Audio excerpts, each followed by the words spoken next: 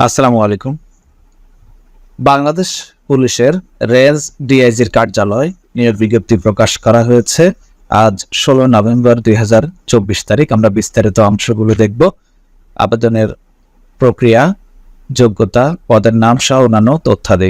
সবার কাছে অনুরোধ থাকবে, যারা আমার নিয়মিত ভিডিওগুলো দেখেন, আমাকে সাপোর্ট করার জন্য আমার যে ইউটিউব চ্যানেল রয়েছে চাকরি বাকরি, আপনারা চাকরি বাকরি এটা লিখে সার্চ করলে চলে আসবে, অথবা চাকরি বাকরি 2024 লিখলেও চলে আসবে। সবাইকে অনুরোধ করব এই চ্যানেলটিও সাবস্ক্রাইব করে রাখার জন্য।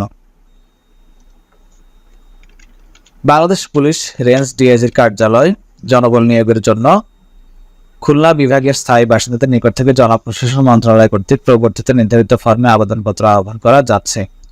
পদের নাম ডাটা এন্ট্রি অপারেটর, বেতন স্কেল 9,300 থেকে 22,490, শূন্য পদের সংখ্যা 2টি, শিক্ষাগত যোগ্যতা কোন স্বীকৃত বোর্ড হতে উচ্চ মাধ্যমিক সার্টিফিকেট বা সমমানের পরীক্ষায় উত্তীর্ণ, কম্পিউটার মুদ্রাক্ষরে প্রতি মিনিটে বাংলা 20 শব্দ, ইংরেজিতে 20 শব্দ থাকতে হবে।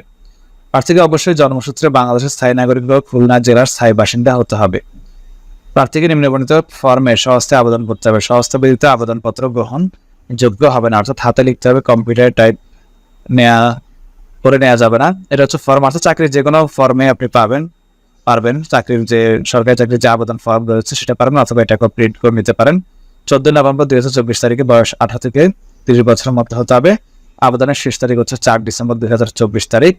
সভাপতি বিভাগীয় বাছাই কমিটি খুলনা বিভাগীয় কমিশনার খুলনাকে সম্বোধন করে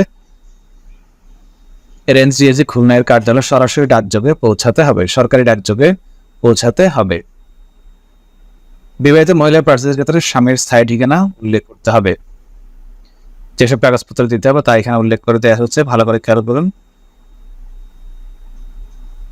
ট্রেজারি চালান হচ্ছে 200 টাকা, ট্রেজারি এই কোডে দিতে হবে, এবং ফেরত খাম দিতে হবে, সেখানে 10 টাকার ডাক টিকিট লাগাতে হবে। যারা আবেদন করতে আগ্রহী তারা পুরো সার্কুলারটা ভালো করে একটু পড়ে নেবেন। আমি আবারও বলছি, এখানে শুধুমাত্র খুলনা বিভাগের স্থায়ী বাসিন্দারা আবেদন করতে পারবেন। বিভাগের অর্থাৎ খুলনা বিভাগের অধীনে যতগুলো জেলা রয়েছে সবগুলো জেলার প্রার্থী আবেদন করতে পারবেন।